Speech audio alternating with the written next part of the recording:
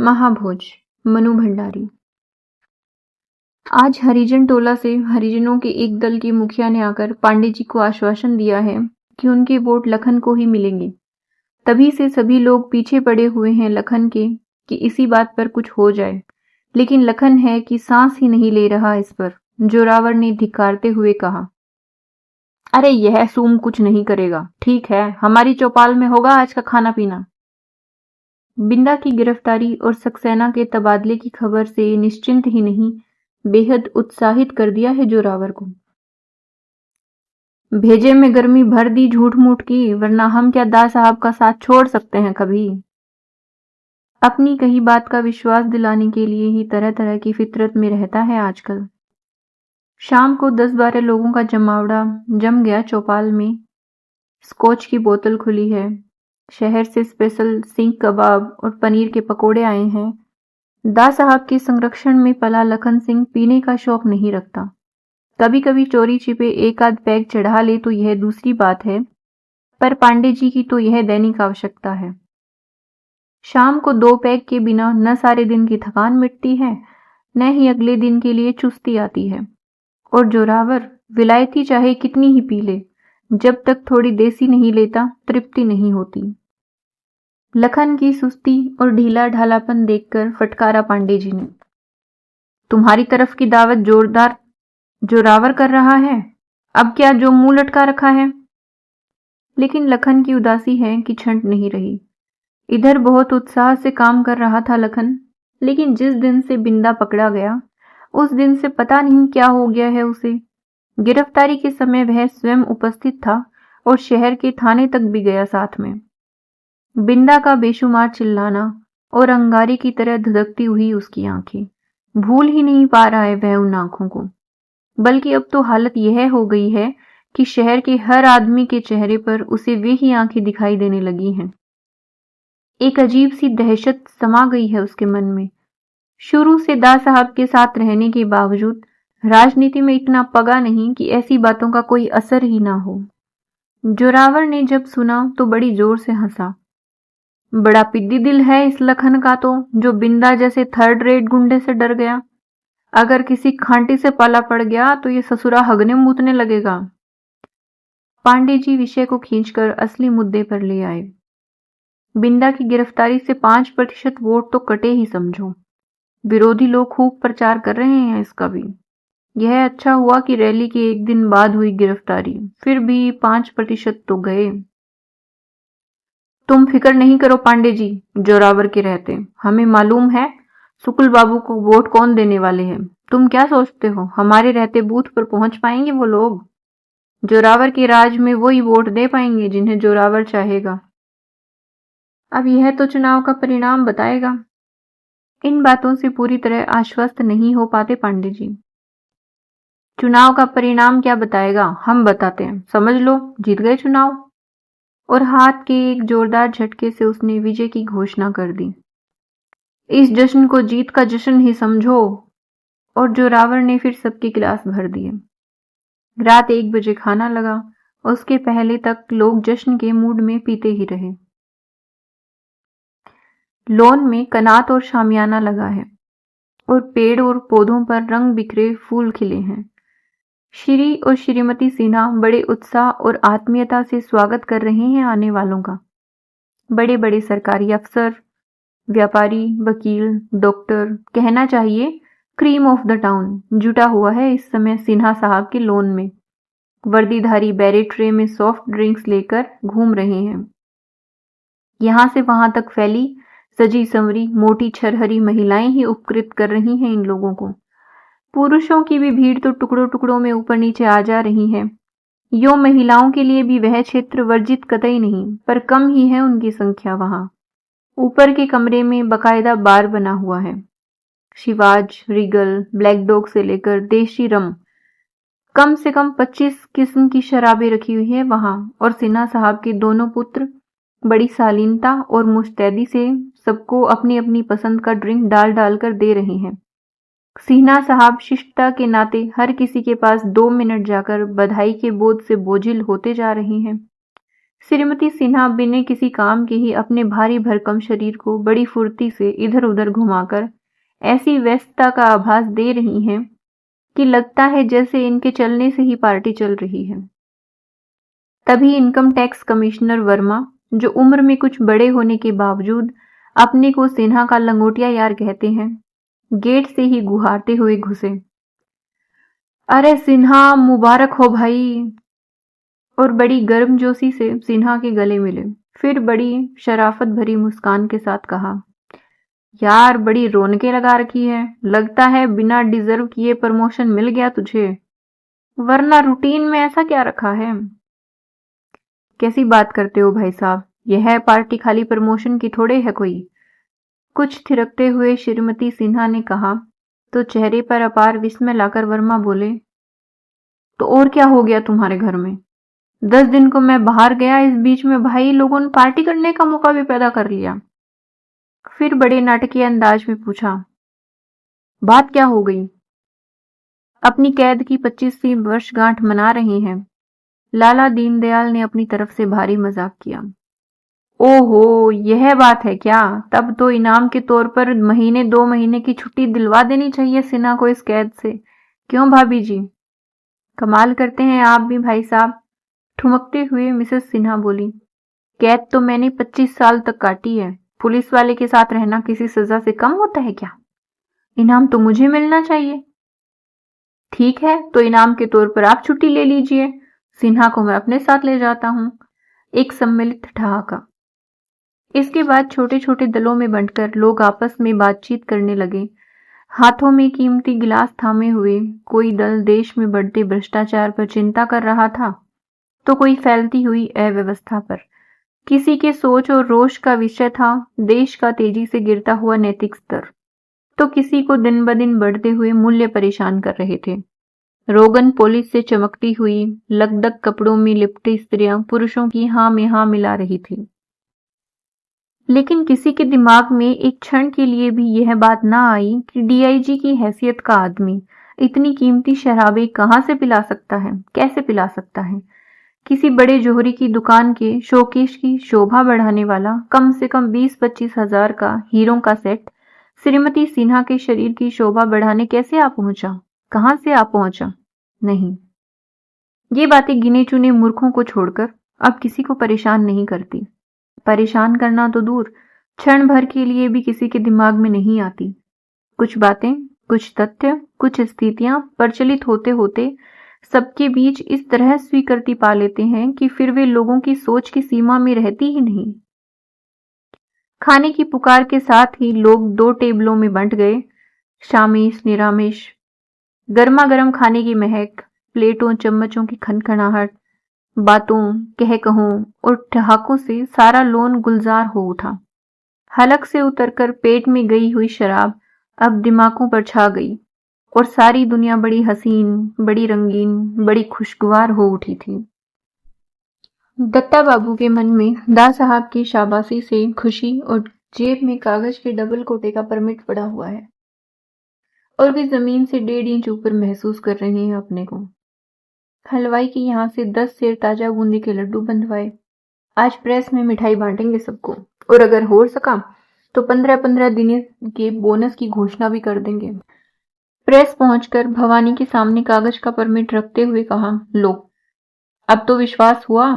कहते थे ना कि इन मिनिस्टरों की जबानी तारीफ का कोई मतलब नहीं। अब बोलो, है मतलब या नहीं? मिल गया परमिट?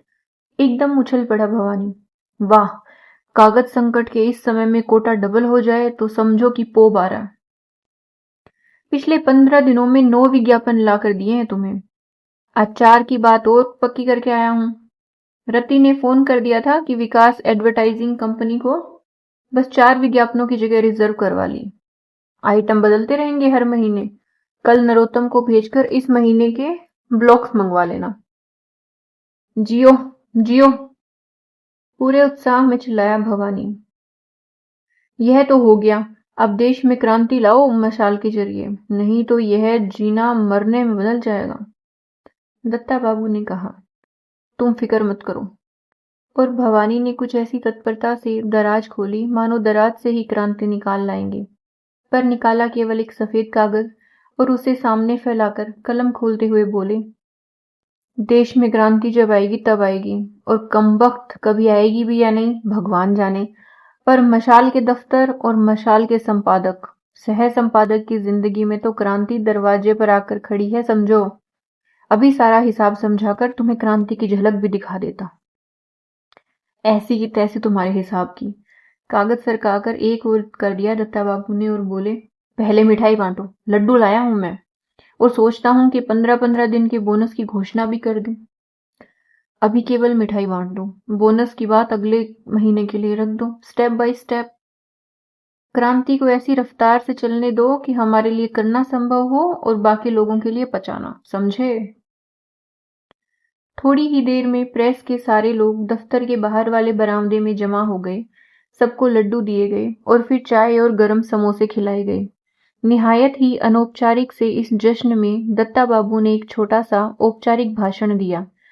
सबके परिश्रम और सहयोग की प्रशंसा करते हुए अखबार के दिनों दिन बढ़ते महत्व और बढ़ती हुई जिम्मेदारियां बताई गई। सब लोग चले गए तो भवानी ने चुटकी लेते हुए कहा, यार दत्ता, तुझे मालूम नहीं शायद, पर इस तरह की भाषणबाजी करते तुम काफी बड़े चुगद लगते हो।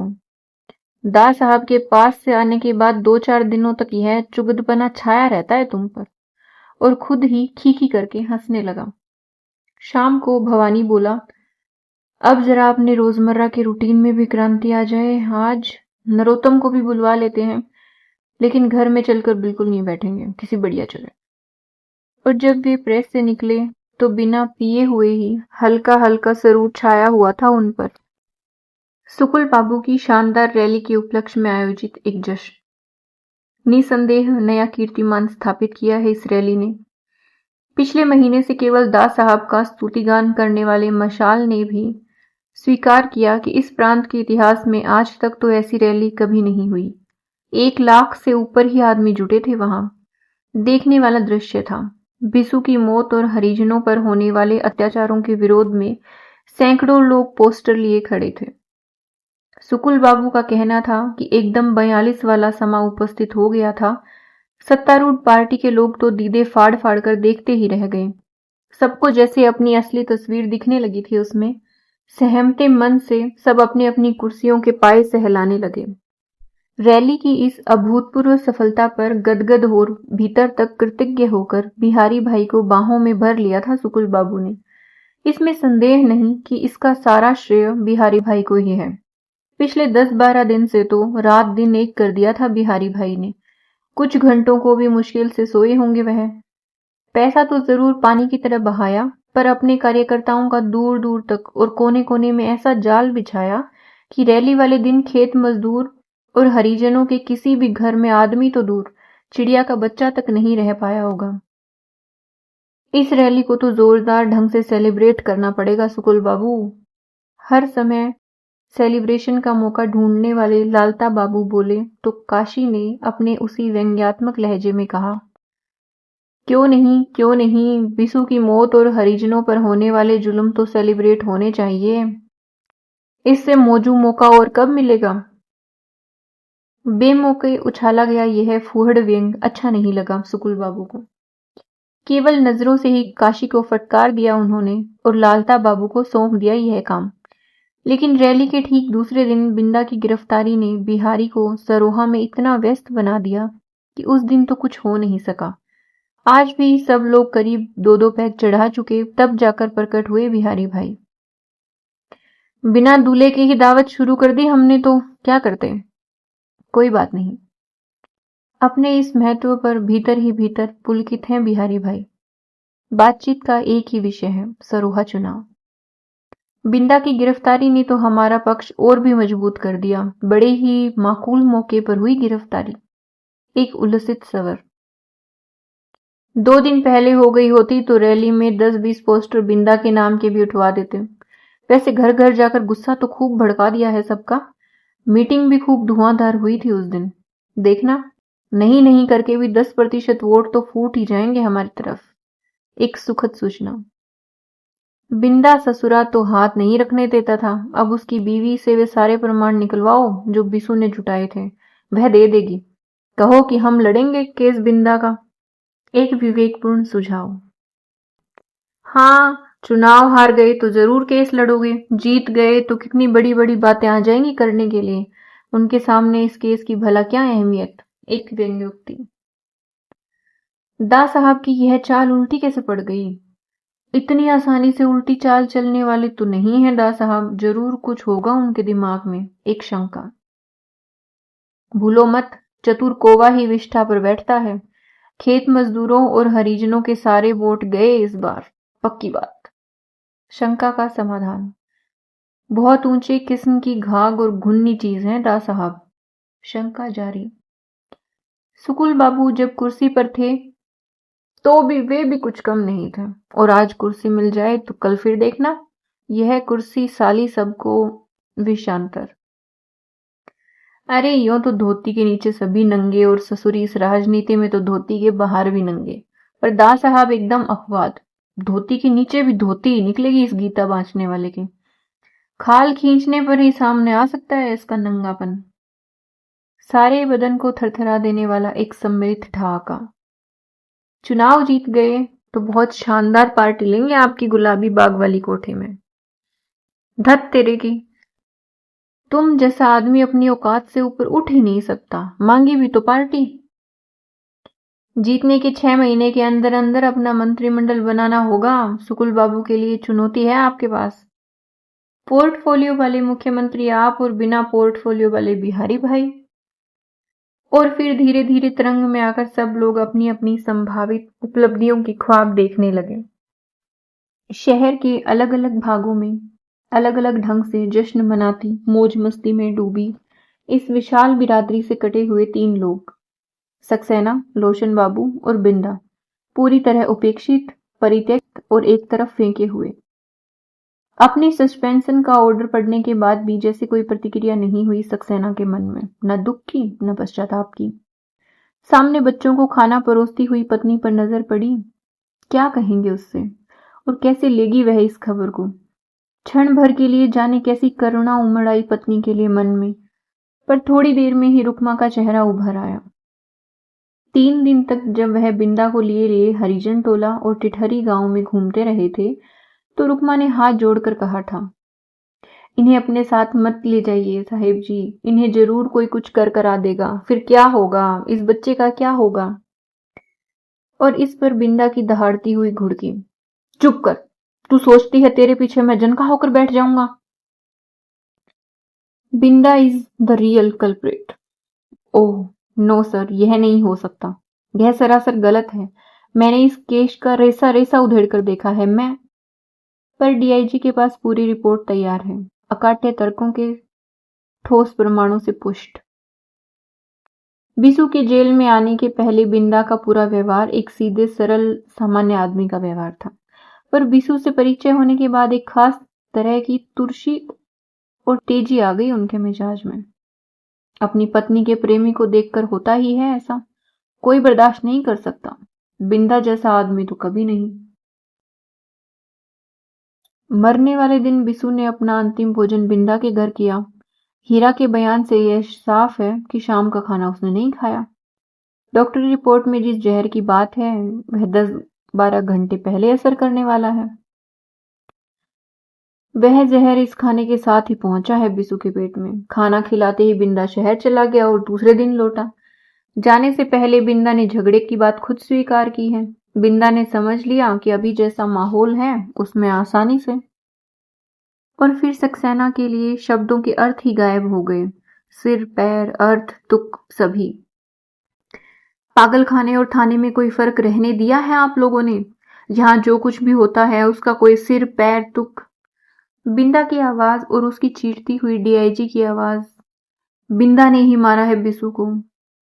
बिसु मरा नहीं है साहब, सबके लिए वह मर चुका है, पर मैं तो अपने भीतर उसे महसूस करता हूं।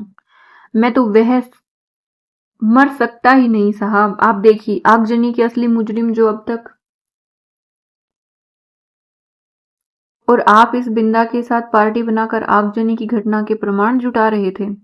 बिसु के हत्यारे से ध्यान हटाने के लिए वह आगजनी की बात उछाल रहा था, और आप एक सीनियर एसपी होकर उसके हाथ का मोहरा बन गए। सिंपली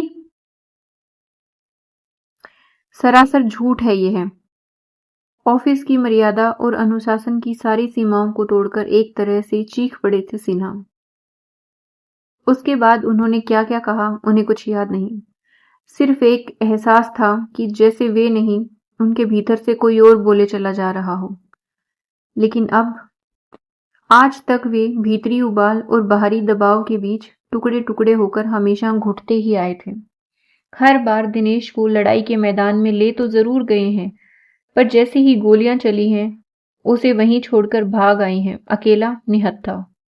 वह गोलियों की बौछार से लहूलुहान होता रहा है और ये खुद एक असहाय अपराध बोध से। नहीं और नहीं, अब तो वे चाहें तो भी शायद ऐसा नहीं कर सकते। मंत्रिमंडल से बर्खास्त कर दिए गए लोचन भैया ने पार्टी से भी त्यागपत्र दे दिया, स्वेच्छा से। लेकिन हजार हजार प्रश्नों के सलीब पर टंगा उनका मन हर पल उन्हें मत्ता रहता है। अपने आसपास और चारों तरफ जो कुछ हो रहा है उसे आंख मूंद कर स्वीकारते रहे, एकदम उदासीन और तटस्थ होकर। रह सकता है कोई जीवित आदमी इस तरह? नहीं रह सकते थे। तभी तो एक बहुत बड़ी क्रांति के एक छोटे से वाहक बने थे। पर कैसी हुई यह क्रांति? कहीं से कुछ भी तो नहीं बदला। अब कहां से होगी दूसरी क्रांति, और कौन करेगा उस क्रांति को जो सब कुछ बदल दे? आज तो परिवर्तन का नाम लेने वाले की आवाज घोंट दी जाती है, उसे काटकर फेंक दिया जाता है। एक तरफ फिंके गिने चुने आदमियों के घुटे गले और रूंधी आवाजों से क्रांति का सवर फूट सकेगा कभी? एकला चलो रे गीत कितने दिन कदम चला पाएगा किसी को भी? बिसु के जिस नाम को लेकर 1 महीने पहले यहां से वहां एक तूफान मच गया था, अब वही नाम सिमटकर या तो हीरा की आंखों से बहते हुए आंसुओं में रह गया है या बिंदा की आंखों से बरसते हुए अंगारों में। पुलिस की बैंतों और ठोकरों की बौछार के बीच बिंदा कह रहा है, मैंने बिसु को नहीं मारा, मैं बिसु को मार ही नहीं सकता। मुझे तो उसकी आखिरी इच्छा पूरी करनी है, मैं उसे पूरा करके ही रहूंगा, चाहे जैसे भी हो, जो भी हो। आखिरी इच्छा पूरी करेगा? लेकर। और पुलिस वालों की मार की रफ्तार और बढ़ जाती है, लेकिन बिंदा का चिल्लाना बंद नहीं होता। आवेश में थरथराता हुआ चीखता है, मार डालो, तुमने बिसु को मार डाला, मुझे भी मार डालो, लेकिन देखना बिसु की इच्छा को कोई नहीं मार सकता। नहीं मार सकता, ले देख। और फिर बिंदा के शरीर को रुई की तरह धुनकर वे उसे बेदम कर देते हैं। आवेश उसका सिसकियों में बदल जाता है और गर्जना कराह में। रेल के 2nd क्लास के डिब्बे में सक्सेना की बगल में बैठी हुई रुकमा घुटनों में सिर दिए सिसक रही है और सक्सेना के अपने मन में जैसे धीरे धीरे कोई कराह रहा है। गोदी में रखे ब्रीफकेस में आगजनी के बिसु की मौत के प्रमाणों से भरी फाइलें रखी हैं। इतना समझाने के बाद भी मुसाफिरों से भरे डिब्बे में रुकमा का इस तरह रोना उन्हें अच्छा नहीं लग रहा। थोड़ी सख्त आवाज में कहा, चुप करो रुकमा। चौंक कर रुकमा ने झटके से सिर उठाया और बड़ी अबूझ सी नजरों से सक्सेना को देखती रही। इतना परिचित सवर, मगर वह यहाँ कहाँ? वह तो जेल में है।